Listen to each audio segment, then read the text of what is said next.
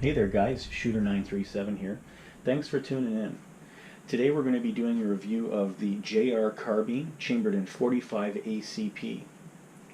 We're also going to tag along a few other products for review, and that's going to include the Bushnell Elite Tactical 1x32mm 3 MOA red dot. And we're also going to be kind of looking at some different ammunition types for 45 auto or 45 ACP. Those are going to vary from just blazer brass, PMC bronze, Fiocchi, as well as some hand loads that I've decided to cook up for us. And I also want to give a quick shout out to Andrew over at Gryphon Energetics. He's provided us with some wonderful product here. I don't know if you guys have heard of Thundershot before, but if you live in Canada and you shoot, you need to go to your local store and ask them for this product.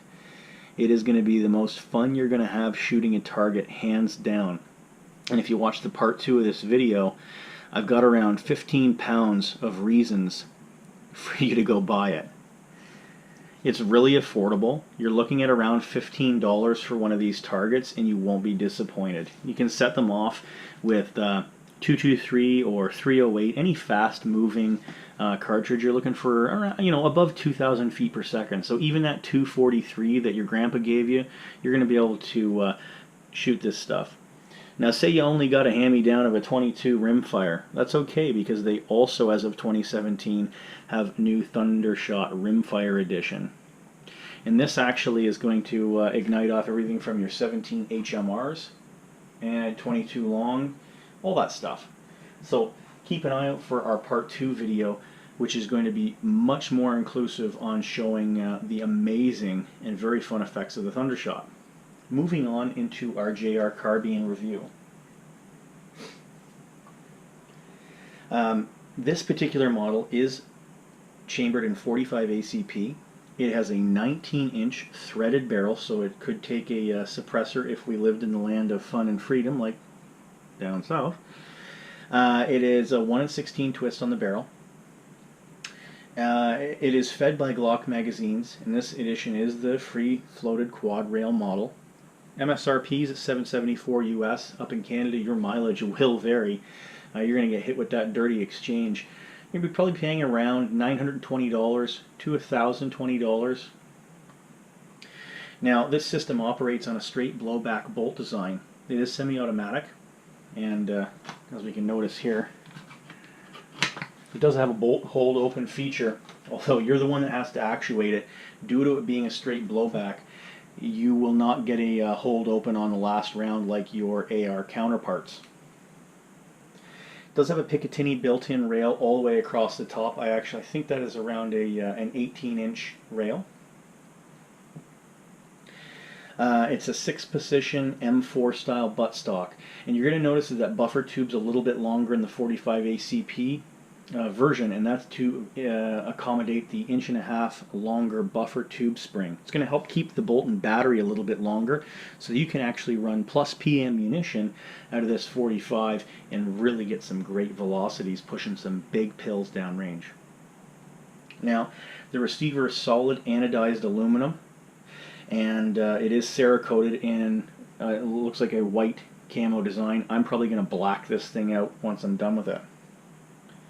Does have a couple of good features that weigh into the M4 counterparts. 6.5 pounds stripped, and you throw the Bushnell Elite Tac scope on top of that, and that is an extra 6 ounces.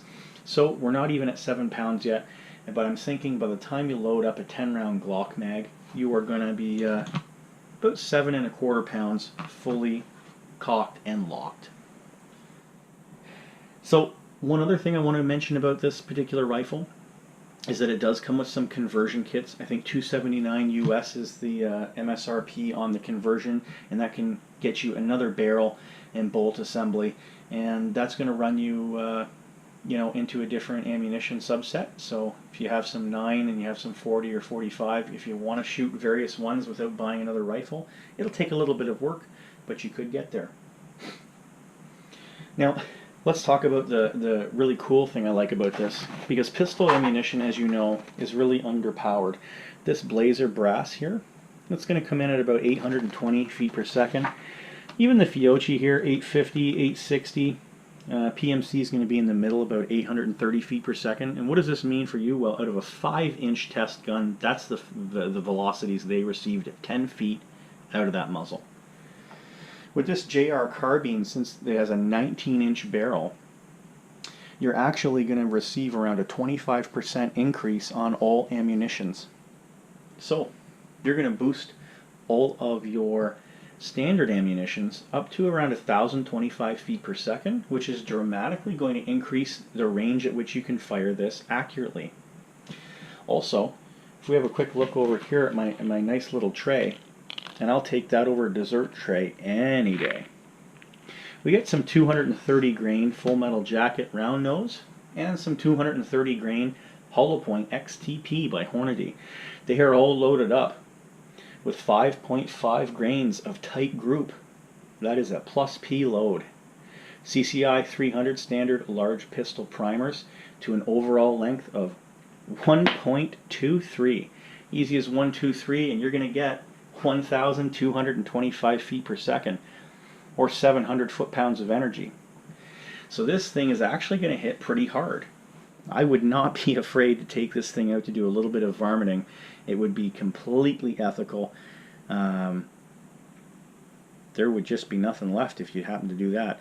Just saying. But our main goal with this particular carbine is going to be drills, just having fun, shooting some steel targets.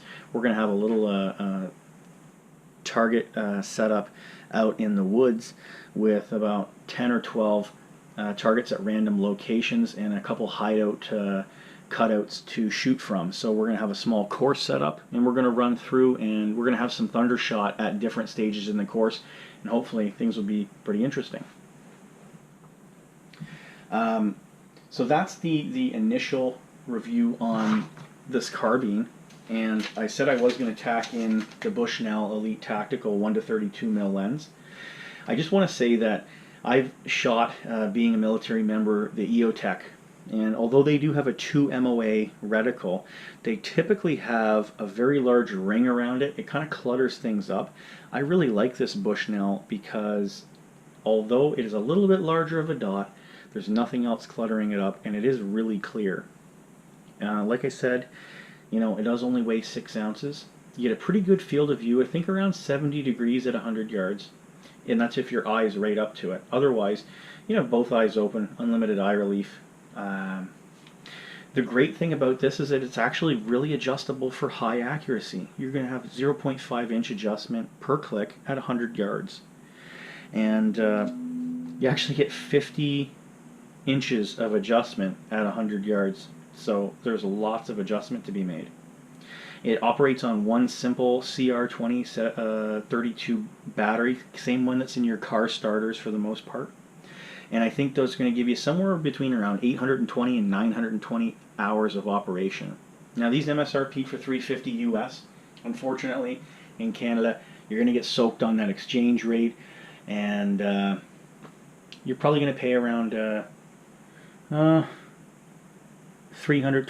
to $379. But it's worth it, isn't it, folks? To feed our addiction. So let's just have a quick little look here.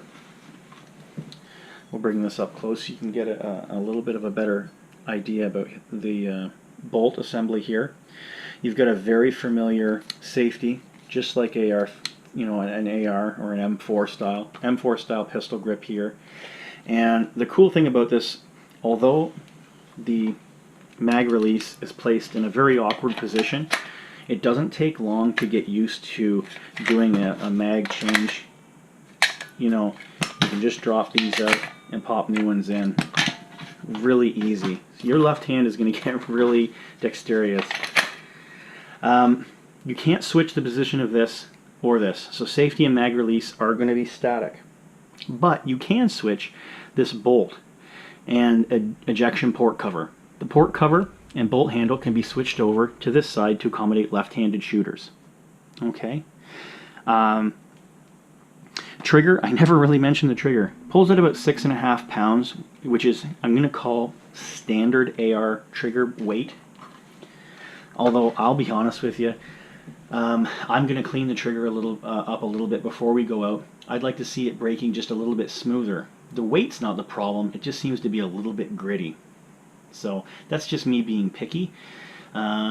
Other than that, this is a really cool feeling rifle. I fired around 200 rounds down the tube just for a test with this, and I can tell you right now, it is sub 2.5 group inches at 100 with just crappy ammo. So I'm really going to be interested to see what happens with some of these hand loads, and we're going to have a great test. Ooh, other thing that I really love about this, everything on the left hand side, you can kind of feel like a little bit of a Hollywood movie star. You know, you see when you guys have the MP5s and you can just rack the action forward by tapping it. I actually really enjoyed doing that out in the field, as you're going to see in our future video. So if you like this review, guys, if you got some good information, please give me a thumbs up and a sub if you'd like to see the part 2, which will be quite explosive. Thanks a lot for tuning in. Happy 2017.